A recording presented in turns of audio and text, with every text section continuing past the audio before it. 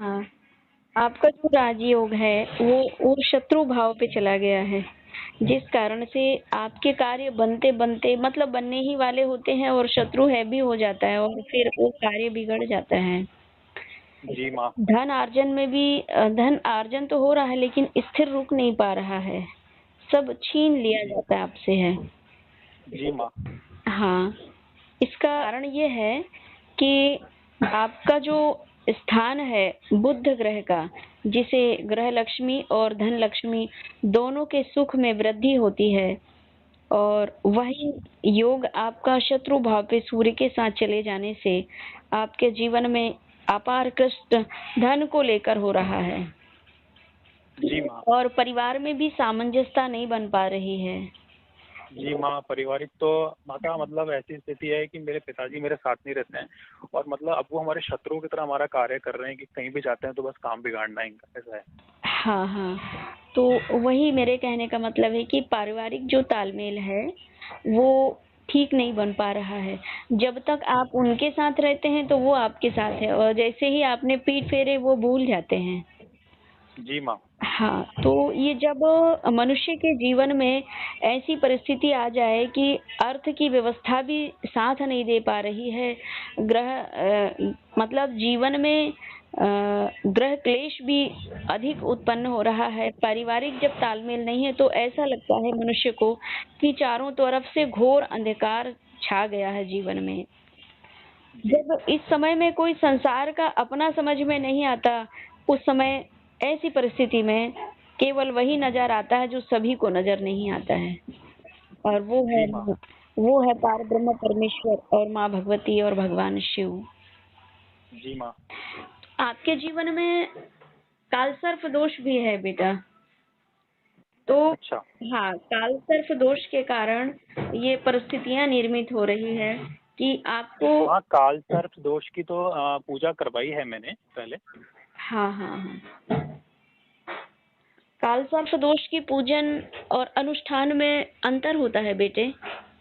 अच्छा अच्छा। आपने पूजन करवाए हैं और अनुष्ठान लंबा चलता है। अ, हम ग्रहों की महादशाओं की तरफ अगर नजर डालते हैं तो हमें राहु और केतु से ही कालसर्प दोष बनता है ऐसा बताया जाता है। तो जी राहु यानी सर्प का मुंह और केतु यानी सर्प की पूंछ होती है, इससे ही जी। कालसर्प दोष बनता है। और आपका जो कालसर्प है वो नौवां कालसर्प योग है, वो अष्टम कालसर्प योग है। अच्छा। और यह जब अष्टम का राहु हो जाता है तो मनुष्य मृत्यु तुल्य कष्ट का अनुभव करता है मित्रता के चलते। जी। हाँ, और सबसे बड़े शत्रु आपके वही मित्र हैं जिन पर हमने बहुत भरोसा किया। जी माँ, मेरे अपने ही मेरे हाँ, शत्रु बन रहे हैं, मैं क्या बताऊँ आपको। अधिक भरोसा करने का परिणाम ये निकला कि वे जितनी मित्रता होनी चाहिए थी उतनी ही बराबर शत्रुता हो गई है। जी। और ऐसी परिस्थिति में केवल आपको ईश्वर का शरण, इष्ट सिद्धि और गुरु का सानिध्य प्राप्त होना चाहिए, तभी आप जीवन में सफल हो पाएंगे। जी माँ। और ऐसी परिस्थिति में अब गुरु भी ऐसा कब मिले कि हमारे यह दोनों दृष्टि से हमने इस संसार को देखा और हम घाटे पे चले गए और घोर कष्ट का अनुभव कर रहे हैं। और ऐसा कौन गुरु मिल जाए कि हमारा दिव्य दृष्टि यानी तीसरा नेत्र खोल दे और हम उस पार ब्रह्म परमेश्वर को देख लें और हमारे इस जीवन के दुखों का हम अंत कर लें उनकी भक्ति करके। जी। लेकिन ये परिस्थितियां भी टकरा जाती है जब हमारे कई जन्म जन्मांतरों के पुण्य काल का जब उदय का समय आता है। जी माँ। उस समय हमें वे सतगुरु और वे इष्ट देव भी मिल जाते हैं, इष्ट देवी भी मिल जाती हैं। जीवन में गुरु अनेक मिल जाते हैं लेकिन सदगुरु मिलना मुश्किल होता है बेटे।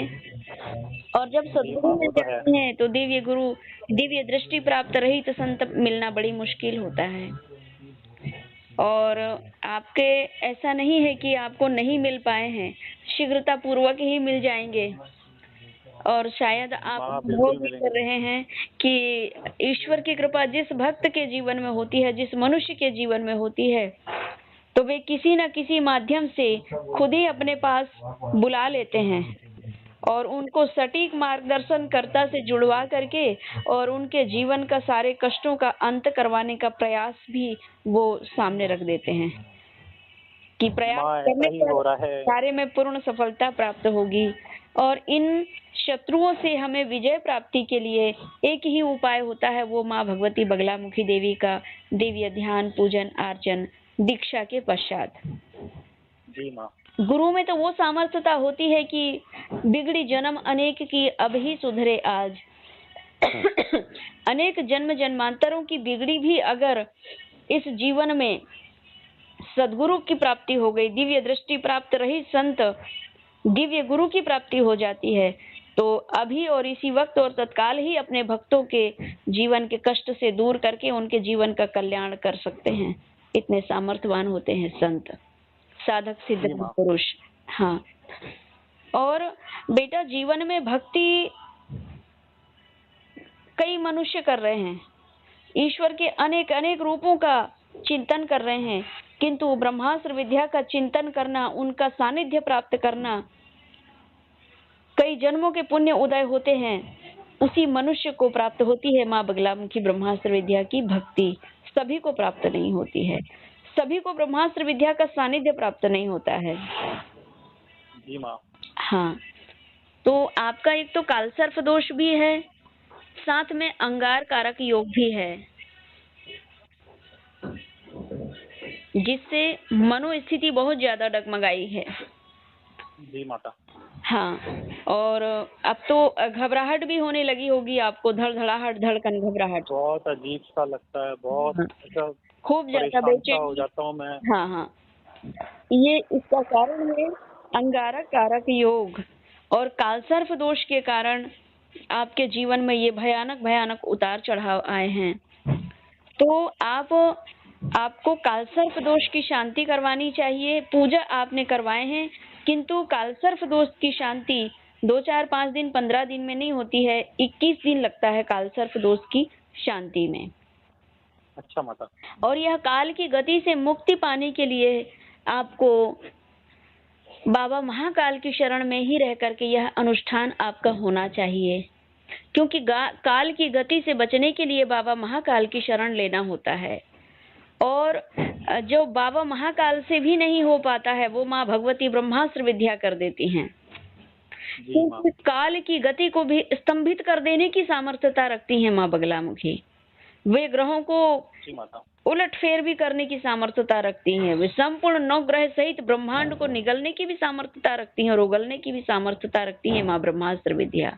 मिसाइल है बेटा वो बड़ी वाली। जी जी माँ, वो तो है। तो इनकी शरण लेना दीक्षा के बाद और उसके बाद में भक्ति करना, ये बिरले ही मनुष्य के जीवन में होता है, कोई कोई मनुष्य के जीवन में। और अगर सानिध्य प्राप्त हो गया तो वो तो परम सौभाग्यशाली हो गए। पिछले कई जन्मों की तो इस जन्म में आपकी सुधर जाएगी, और इस जन्म में जो आप माँ भगवती की आराधना करके, भक्ति करके माँ भगवती का दिव्य आशीर्वाद और प्राप्त करना चाहेंगे, तो अगला जन्म, कई जन्म, अनेक जन्म सुधर जाते हैं। हमको अभी वर्तमान, मतलब आपको अभी वर्तमान में धन संबंधी परेशानियां बहुत जम के व्याप्ति है। जी माँ। और ये परिस्थितियों से निकलने के लिए आपको कुबेर महाराज जी की बहुत ज्यादा जरूरत है।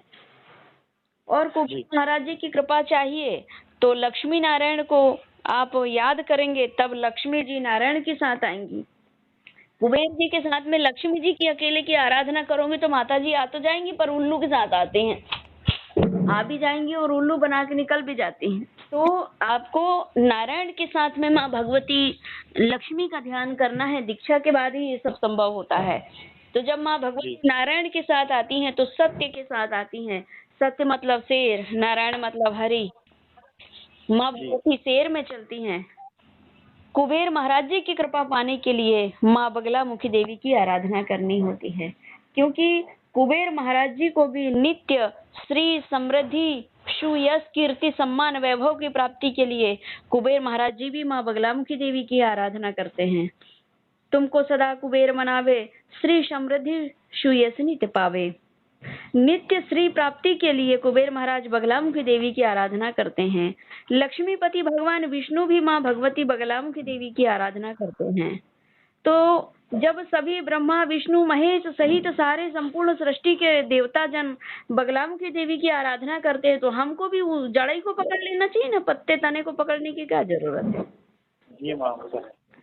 तो ब्रह्मास्त्र विद्या का माँ भगवती का सानिध्य आपको प्राप्त हो, उनकी भक्ति प्राप्त हो, तो सब सुलभ हो जाता है बेटा जीवन में।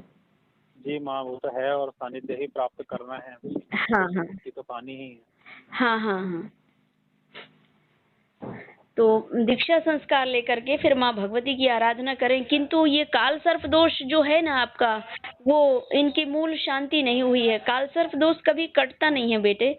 कभी कोई ऐसा विद्वान महापुरुष ही पैदा नहीं हुआ है काल सर्प दोष को काट दे, ग्रहों को काट दे। पूजन पाठ अनुष्ठान प्लस रत्नों के माध्यम से इनकी मूल शांति होती है। अगर हम ऐसा भी कहें कि हम रत्न पहन लिए और हमारे ग्रहों की शांति हो जाए, तो ये ऐसा नहीं होता है। ग्रहों की अनुष्ठान के माध्यम से ही पूर्ण शांति होती है।